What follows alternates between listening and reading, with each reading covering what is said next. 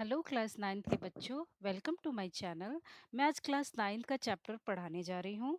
ये चैप्टर 2 है। ओके बच्चे, चैप्टर 1 मैं नहीं पढ़ा रही हूँ क्योंकि वो एक इंट्रोडक्शन चैप्टर है। उसमें सिर्फ आपको एक बेस तैयार किया गया है कि आपको इस बुक में क्या पढ़ना है ना। वो आप एक रीडिंग लगाकर भी पढ़ सकते हो। ओके, ये आपका मेन चैप्टर है। यहाँ से आपका साइंस का चैप्टर एक्चुअल में चालू हो रहा है, जो कि आपके एग्जाम में आएगा। और आप एक-एक मैं आपको हर एक स्लाइड में आप एक नोट्स में देखोगे कि मैंने नीचे क्या किया है, एक क्वेश्चन को पुट अप किया है, जिससे आपको आंसर राइटिंग में भी हेल्प मिलेगा। ओके बच्चे? और आपको मैं ये बता दूँ कि आगे आप ओरिजिन ऑर्गेनिज़म्स का किस तरह से हुआ। पहले हम हिस्ट्री देखेंगे, उसके बाद देखेंगे कि सेल को हम बिल्डिंग ब्लॉक्स ऑफ लाइफ क्यों कहते हैं, and then unicellular and multicellular organisms. Okay बच्चे, तो शुरू करते हैं history of origins of organisms. Okay, the study of the origin of organism explain how life first appeared on earth and how it gradually evolved into the diverse living beings we see today. देखो, origin of organisms की study हमें क्या explain करती है कि life किस तरह से अपीयर हुई हमारे अर्थ पे, and how it gradually evolve, और कैसे धीरे धीरे इवॉल्व हुई। एंड द डाइवर्स लिविंग, आज जो हम डाइवर्सिटी अपने लिविंग बींग्स पे देख रहे हैं, जैसे एनिमल में इतनी डाइवर्सिटी है, प्लांट्स में इतनी डाइवर्सिटी है, ये सारी चीज़ें कैसे कैसे इवॉल्व हुई है ना। Scientists have used observation, experiment, and fossil record to understand this long and fascinating history. Scientist ने ये सब कैसे किया बच्चे, कैसे इस हिस्ट्री को पता लगाया? ऑब्जर्वेशन करके, एक्सपेरिमेंट्स करके, और जो फॉसिल्स, फॉसिल्स क्या होते हैं, जो कई करोड़ों साल से अर्थ में दबे हुए होते हैं, उस तरह के रिकॉर्ड्स हमारे साइंटिस्ट के पास होते हैं। उस तरीके की चीज़ों को यूज़ करके उन्होंने क्या किया, इस चीज को समझा, जो कि लॉन्ग फैसिनेटिंग हिस्ट्री है। ओके, तो इसको हम कुछ पार्ट्स में देखेंगे, जहां से आपको क्लियर हो जाएगा। तो फर्स्ट पार्ट में हम देखेंगे कि ओरिजिन ऑफ लाइफ, अर्थ पे किस तरह से ओरिजिन हुई। फिर हम देखेंगे कि केमिकल में किस तरह का इवोल्यूशन हुआ। फिर बाकी की चीजें हम आगे देखते जाएंगे, है ना। Life on Earth is believed to have originated about 3.5 to 4 billion years ago. ऐसा मानना है हमारे अर्थ पे कि लाइफ कहाँ से शुरू हुई, 3.5 से 4 बिलियन ईयर्स अगो, है ना। The early earth was very hot and had volcanoes, storms and no oxygen in the atmosphere. उस टाइम पे जो अर्थ पे जो एटमॉस्फेयर था वो कैसा था बच्चे, हॉट था, और बहुत वेल्केनोज होते थे, है ना। और storms and no oxygen, atmosphere में कोई ऑक्सीजन नहीं था, जैसे कि आप इस पिक में देख सकते हो। क्या है, volcanoes, lightning, hot water springs, and अभी अर्ली बैक्टीरिया मैं बताऊंगी, यहाँ आपको क्लियर हो जाएगा। As the earth cooled, water vapour condense to form ocean. फिर क्या हुआ बच्चे, फिर हैवी रेन हुआ, उसके बाद बहुत करोड़ों साल लग गए, है ना। फिर धीरे धीरे अर्थ क्या हुआ, कूल डाउन हुआ, और जो वाटर वेपर था उस टाइम पे, वो धीरे धीरे कंडेंस होकर क्या फॉर्म किया, ओशियन, है ना बच्चे। फिर life is believe to have originated in water. तो हम मानते हैं कि जो लाइफ क्या कैसे फॉर्म हुई, किससे ओरिजिन हुई, वाटर में। Okay, hot water springs such as those in Puga valley, Ladakh, India. क्या मानते हैं, जो हॉट वाटर स्प्रिंग है, जिसका नाम है प्यूगा वैली, जो लद्दाख में है, may have provided the right condition for the first life. इसने ही प्रोवाइड किया होगा, क्या है, राइट कंडीशन, किस चीज के लिए, फर्स्ट लाइफ के लिए। क्यों ऐसा मानते हैं, क्योंकि देखो, जो अर्थ था बहुत ही ज्यादा हॉट था, तो उसी तरह क्या है, ये हॉट वाटर स्प्रिंग है, इसका जो वाटर होता है ऑलमोस्ट कैसा होता है, बॉइलिंग पॉइंट जितना, है ना। तो ये मानते हैं कि इस ये कंडीशन जो है, बॉइलिंग पॉइंट यानी कि एकदम गर्म पानी का जो कंडीशन है, उसने ही फर्स्ट लाइफ के लिए क्या हुआ, प्रोवाइड किया होगा, है ना। ये this is the right condition. अब कैसे? Heat loving bacteria called thermophiles still live in such hot spring. जो हीट लविंग बैक्टीरिया है जिसको हम क्या बोलते हैं? थर्मोफाइल्स। इसके नाम में ही थर्मल है। थर्मल मीन्स गरम, हीट। तो ये क्या है? इसको क्या बोलेंगे? हीट लविंग बैक्टीरिया, जो कि इस तरीके के हॉट स्प्रिंग्स में पाया जाता है ना?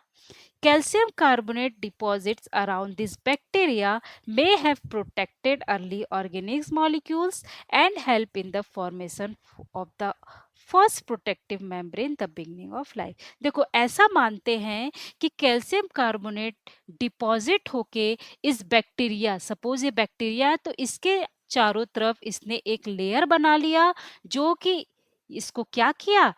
प्रोटेक्ट किया। किस चीज से? एक क्या बनाने में? Formation of the first protective membrane. एक मेम्ब्रेन जो कि इसको प्रोटेक्ट करता रहा, उसको बनाने में इसने मदद की। और इस मेम्ब्रेन को हम क्या बोलेंगे? The beginning of cell. यहीं से सेल का क्या हुआ? निर्माण हुआ, विकास चालू हुआ, है ना? दिस इज द बिगनिंग, शुरुआत हुई सेल के बनने की। इस तरह के मेम्ब्रेन को क्या बोलेंगे? ओके, आगे चलते हैं। सेकंड देख लेते क्या कंडीशन? Chemical evolution. ये क्या था भाई? Simple inorganic gases like methane, ammonia, hydrogen and water vapour. देखो, उस टाइम पे बच्चे कुछ भी तो नहीं था, है ना? अर्थ क्या था? बहुत हॉट था, वेल्केनोस था, स्टॉर्म्स थे, है ना? एटमॉस्फेयर में ऑक्सीजन नहीं था। तो लेकिन उस टाइम पे कौन कौन से केमिकल थे? मीथेन थी, ammonia, hydrogen and water vapour present था। फिर क्या हुआ? These gases under energy sources like lightning, ultraviolet rays और हीट के वजह से ये जो गैस थी, इन वजहों से ये फॉर्म हो गई और क्या बन गई? Simple organic molecules. और ये मॉलिक्यूल्स क्या थे? Amino acid, sugar and bases में बदल गए। अब देखो, मीथेन, अमोनिया, हाइड्रोजन क्या हुआ? उस टाइम पे प्रेजेंट थे, जो कि लाइटनिंग, अल्ट्रावायलेट रेज और हीट के वजह से किस में चेंज हो गई? Amino acid, sugar and bases में। Okay, these molecules combine to form more complex combined। अब धीरे धीरे ये क्या हुए? फॉर्म होते गए और ये कंबाइंड हो गए किसमें? मोर कॉम्प्लेक्स कंपाउंड में। ओके, अब थर्ड देखेंगे, formation of first life. Simple organic molecules form cluster call coacervates. अब देखो बच्चे, कोसरवेट्स क्या है? अब ये जो सिंपल ऑर्गेनिक मॉलिक्यूल थे, ये धीरे धीरे फॉर्म हो गए और क्या बन गए? कोसरवेट्स। अब कोसरवेट्स क्या है? वाटर में अगर आपको प्रोटीन, है ना, और कार्बोहाइड्रेट मिलेगा तो वो क्या कहलाएगा? कोसरवेट्स। ओके बच्चे, ऐसा वाटर जिसमें प्रोटीन और कार्बोहाइड्रेट, ये छोटे छोटे टाइनी ड्रॉपलेट्स लाइक स्ट्रक्चर्स होते हैं जो वाटर में पाए जाते हैं, उसमें क्या होंगे? प्रोटीन और कार्बोहाइड्रेट। ओके बच्चे, these had a jelly like nature. इसका ये जो टाइनी ड्रॉपलेट्स होते हैं, इनका नेचर कैसा होता है? जेली लाइक नेचर होता है। कुड एब्जॉर्ब न्यूट्रिशन, ये क्या कर सकते हैं? न्यूट्रिशन को एब्जॉर्ब कर सकते हैं। ठीक है, देवर नॉट लिविंग, ये लिविंग नहीं थे, but were the precursor of life. But life को आगे ले जाने की एक कड़ी थी, है ना? मतलब लाइफ को आगे ले जा सकते थे। Okay, they are not living. Later this developed a boundary membrane and become the first cell. फिर धीरे धीरे क्या हुए? ये डेवलप्ड हुए और एक बाउंड्री मेम्ब्रेन बनाए, जो बाद में क्या बन गया? फर्स्ट सेल बना। ओके बच्चे, आगे चलते हैं। Four, evolution of cell and organisms. The first cells was simple, single celled and without a true nucleus। अब देखो, फर्स्ट सेल बना, बिकम द फर्स्ट सेल। अब इस ये सेल कैसे थे? सिंपल थे, सिंगल सेल थे और ये क्या थे? Without a true nucleus. इनका ये किसके इनमें ट्रू न्यूक्लियस नहीं पाया जाता था। और जिनमें ट्रू न्यूक्लियस नहीं पाया जाता है उनको कैसे बोलते हैं? प्रोकैरियोट्स बोलते हैं, जो कि बैक्टीरिया होते हैं। ओके, अभी आप आगे true nucleus and false nucleus पढ़ोगे, एकदम क्लियर हो जाएगा, don't worry. Okay, Later, more complex cells with a true nucleus eukaryotes evolved. अब देखो, पहले सिंगल सेल बने जो कि ट्रू न्यूक्लियस उनमें नहीं था, तो वो प्रोकैरियोट्स थे। फिर धीरे धीरे इवोल्यूशन हुई, फिर वो क्या हुए, कॉम्प्लेक्स बनते गए सेल्स। फिर उनमें क्या प्रेजेंट हो गया, ट्रू न्यूक्लियस प्रेजेंट हो गया, और वो क्या बन गए, eukaryotes. Okay, and these eukaryotic cells give rise to plants, animals and fungi. और इस तरह के जो यूकैरियोट सेल थे, वो क्या बनाए, प्लांट बनाए, एनिमल्स एंड फंजाई। ओके बच्चे, अब देखो ये कुछ अर्थ का टाइमलाइन है, इसको हम समझते हैं। अब देखो, लोग मानते हैं कि अर्थ का फॉर्मेशन हुआ कब, 4.6 बिलियन ईयर अगो। फिर 3.4 बिलियन ईयर्स अगो क्या हुआ, लाइफ का ओरिजिन शुरू हुआ, है ना। Origin of life in ocean and hot springs चालू हुए। ओके, अब इसके बाद कई कंडीशंस हुए, जैसे आपको हमने यहाँ पढ़ाया, अर्थ कैसा था, हॉट था, वेल्केनोज थे, फिर कुछ गैसेस जो प्रेजेंट थी उस टाइम पे, इन ये गैसें लाइटनिंग और रेस की वजह से अमीनो एसिड शुगर में बदल गए। ओके बच्चे, फिर धीरे धीरे क्या हुए, फॉर्म हुए मॉलिक्यूल्स। फिर क्या बन गए, कोसरवेट, जो वाटर में प्रोटीन और कार्बोहाइड्रेट्स थे। इनका एक जेलिक लाइक नेचर था, और वो न्यूट्रिशन को ऑब्जर्व कर सकते थे, है ना। फिर ये इन्होंने धीरे धीरे डेवलप करके एक बाउंड्री बनाई, मेम्ब्रेन। फिर वो फर्स्ट सेल बना। फिर फर्स्ट सेल बना, देन क्या हुआ, वो फर्स्ट सेल से पहले प्रोकैरियोट्स बना, फिर इवॉल्व होके यूकैरियोट्स बना, एंड देन क्या हुआ, प्लांट, एनिमल्स एंड फंजाई बने। ओके बच्चे, तो सिंगल सेल क्या बने, बैक्टीरिया। ओके, फिर उसके बाद धीरे धीरे इवॉल्व होकर साइनोबैक्टीरिया बना, जिसने क्या हुआ, ऑक्सीजन रिलीज किया, और एटमॉस्फेयर में ऑक्सीजन प्रेजेंट हुए। फिर 600 million year ago first multicellular बना, and today wide diversity of organism of land, air and water. आज हम एक वाइड डाइवर्सिटी देखते हैं ऑर्गेनिजम्स में, जो कि लैंड पे रहते हैं, एयर पे एंड वाटर पे। ओके बच्चे, इसका आप समरी देखेंगे कि इवोल्यूशन किसे कहते हैं। लाइफ स्टार्टेड इन वाटर, ये थोड़ा सा ब्लर है, ये लिखा है वाटर, फ्रॉम ऑर्गेनिक मॉलिक्यूल्स, है ना। Over million of years these molecules form the first cell, form single cell organism। फिर क्या हुआ, कॉम्प्लेक्स लाइफ फॉर्म्स इवॉल्व हुआ, and this long process of change is called evolution. Very simple, very clear cut. Okay, इसका की point क्या है, all living organisms are made up of cell, cells are the basic building blocks of life. अब ये हम basic building blocks of life cells को क्यों कहते हैं, ये जस्ट हम नेक्स्ट में स्लाइड में पढ़ेंगे। ओके, इसलिए आप वीडियो में बने रहो, बहुत इंटरेस्टिंग टॉपिक होने वाला है ये। Okay, cell the building blocks of life. Okay, अब यहां से हम शुरू करेंगे the introduction of cell. All living organism are made up of tiny units called cell. जितने भी लिविंग ऑर्गेनिजम्स है, ओके बच्चे, ये किस चीज से बने होते हैं, सेल से बने होते हैं।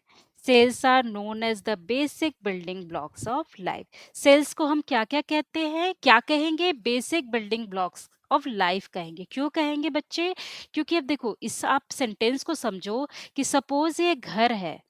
ओके बच्चे, ये घर कैसे बनता है, एक छोटे छोटे छोटे छोटे ईंटों से बनता है। ओके, फिर ये एक बड़ा हाउस, एक घर बन जाता है। उसी तरह ह्यूमन की बॉडी या एनिमल की बॉडी है, वो किससे बनी है, एक छोटे छोटे छोटे टाइनी करोड़ों सेल से मिलकर बनती है। तो ये बेसिक ब्लॉक्स ऑफ लाइफ हुआ ना। Okay, some organisms have only one cell while others have many cell। कुछ ऐसे organisms है जिसमें one cell होते हैं, जैसे कि बैक्टीरिया, है ना। अभी आगे और पढ़ेंगे, while others have many cells, और बहुत सारे जिनके बहुत सारे सेल से मिलकर बने होते हैं। Cell perform all important life activity inside the body. Cell क्या करते हैं बच्चे, जितनी भी लाइफ एक्टिविटीज होती है हमारी बॉडी के अंदर, वो सब सेल परफॉर्म करते हैं। Okay, the study of cell helps scientists understand living organisms better. जो सेल्स की स्टडी होती है ना, वो हेल्प करती है लिविंग ऑर्गेनिज्म को बेटर समझने में. Okay, cells are the smallest structure and functional unit of life. अभी स्मॉलेस्ट स्ट्रक्चर यानी कि सबसे छोटा छोटा छोटा छोटा चीजों से मिलकर क्या बने, एक बॉडी बन गई, तो इसको स्मॉलेस्ट बोलेंगे. अब फंक्शनल यूनिट क्यों बोलेंगे बच्चे, क्योंकि जितनी भी एक्टिविटीज हमारी बॉडी के अंदर होती है वो कौन कर रहा है, सेल कर रहा है, इसलिए इसको फंक्शनल भी बोलेंगे. And they carry out all vital process such as growth, respiration, nutrition, excretion and reproduction. जितने भी vital processes हमारे बॉडी में हो रहे हैं वो किसके थ्रू हो रहे हैं, सेल्स के थ्रू, है ना. Every cell contains tiny parts called organelles that work together like a team to keep the cell alive and active. अब ये क्या कह रहा है कि every cell contains tiny parts. अब सपोज ये एक सेल का स्ट्रक्चर है.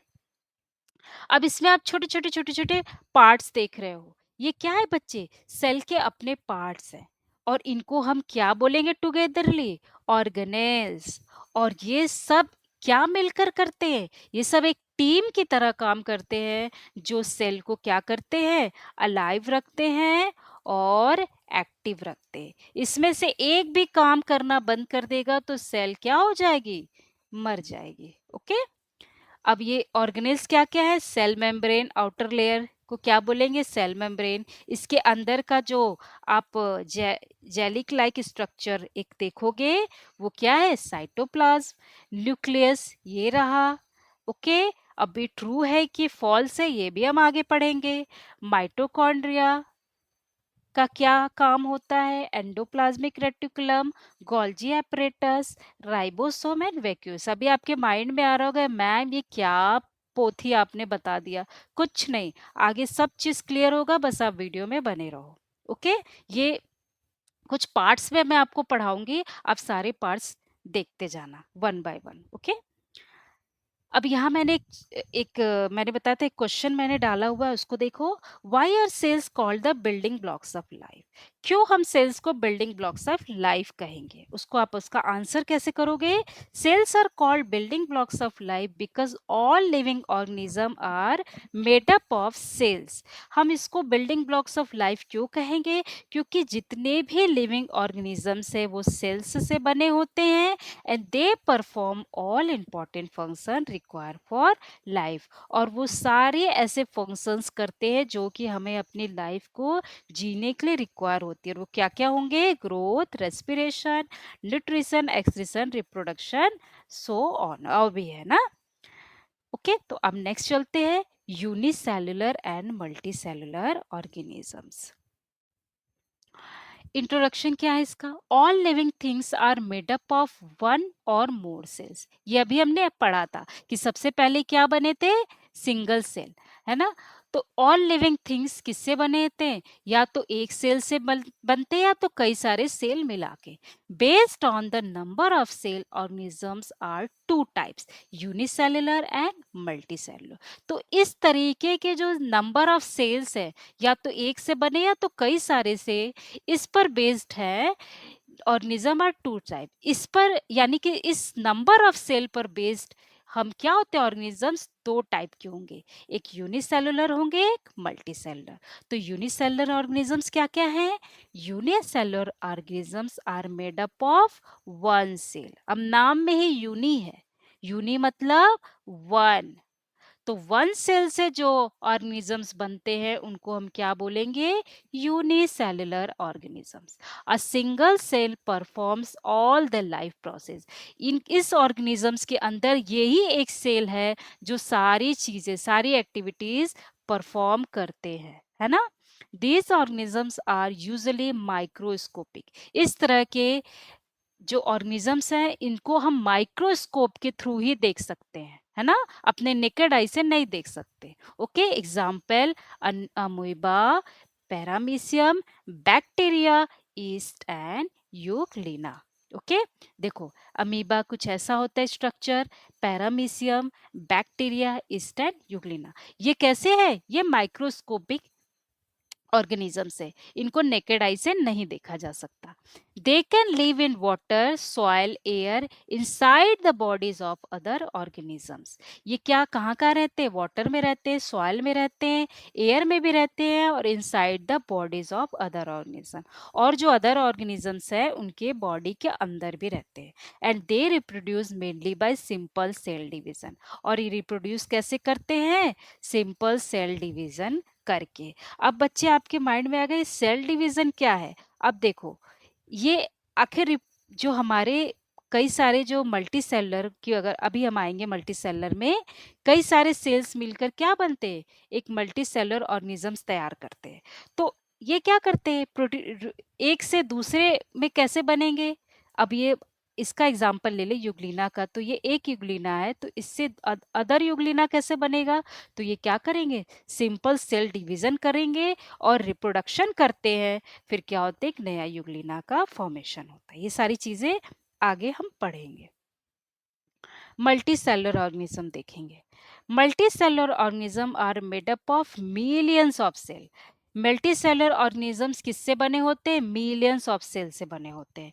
Many cells work together to perform different functions. अब मेनी सेल्स क्या करते हैं? मिलते हैं, work together and to perform different function, अलग अलग फंक्शंस को परफॉर्म करते हैं, है ना।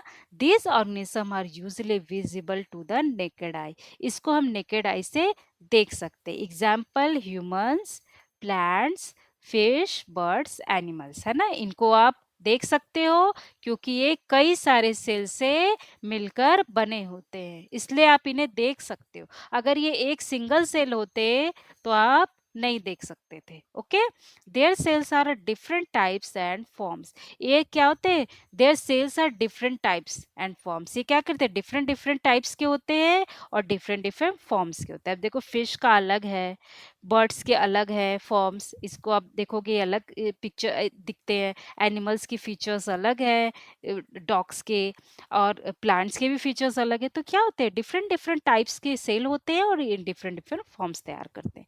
They grow, develop and reproduce through complex process. ये कैसा होता है? ये ग्रो करते हैं, डेवलप करते हैं और इसका जो रिप्रोडक्शन होता है वो थोड़ा कॉम्प्लेक्स प्रोसेस होता है। ओके, अब यहाँ समझेंगे how cell work in multicellular organism. अब ये मल्टी सेलुलर, एक सेल मल्टी सेलुलर ऑर्गेनिजम्स कैसे बन जाते हैं, है ना। पहले तो ये छोटे से सेल होते हैं, फिर धीरे धीरे धीरे धीरे एक बड़ा बॉडी कैसे बना देते हैं। तो देखो एक सेल, बेसिक बिल्डिंग ब्लॉक, आप धीरे धीरे कई सारे सेल मिलकर इकट्ठा होते हैं तो क्या बनाते हैं? Tissue. A group of similar cell performing the same function. एक ग्रुप ऑफ सिमिलर सेल्स होंगे जो सेम फंक्शन परफॉर्म करेंगे और वो क्या बनाएंगे? टिश्यू। अब टिश्यू क्या करेगा? अ ग्रुप ऑफ सिमिलर, ये एक ऐसा ग्रुप होगा किसका? सेल्स का, जो जिसका काम सिर्फ क्या होगा? एक काम करना होगा, है ना, सेम फंक्शन करना होगा। अब ऑर्गन, फिर ये ढेर सारे टिश्यू मिलके क्या बनाएंगे? ऑर्गन्स। तो different tissue together form a organs. फिर धीरे धीरे ये क्या होंगे? फिर ये बनाएंगे organ system. Several organs work together to perform a major function. Okay, फिर ये धीरे धीरे ऑर्गन सिस्टम क्या बन जाएंगे? ऑर्गेनिजम्स बनाएंगे। All organ system together form a complex complete living body. Okay बच्चे, ऑल ऑर्गन सिस्टम टुगेदर मिलकर क्या तैयार करते? एक कंप्लीट लिविंग बीइंग तैयार करते। ओके बच्चे, example in human beings, muscle cells, nerve cells, blood cells and etcetera. Okay, अब मसल टिश्यू, अब देखो छोटे छोटे सेल्स है, वो कौन कौन से सेल होंगे? Muscle cells, nerve cell, blood cells and और भी सेल्स होंगे जो धीरे धीरे क्या बनाएंगे? टिश्यू बनाएंगे। तो मसल सेल्स मिलकर क्या बनाएंगे? Muscle tissue. नर्व सेल्स मिलकर क्या बनाएंगे? Nervous tissue. And blood cells बना के मिलकर क्या बनाएंगे? Blood tissue. ओके बच्चे, अब फिर अब ये टिश्यूज क्या मिलकर बनाएंगे? Heart, brain, kidney, lung, stomach. Okay बच्चे, फिर ये क्या बनाएंगे आगे जाके? सिस्टम। ऑर्गन बना, ऑर्गन सिस्टम बनाएंगे, तो वो सिस्टम क्या होगा? Digestive system, respiratory system, circulatory system, nervous system. Okay, अभी सारे सिस्टम मिलकर क्या बनाएंगे? Human being. वेरी क्लियर है ना?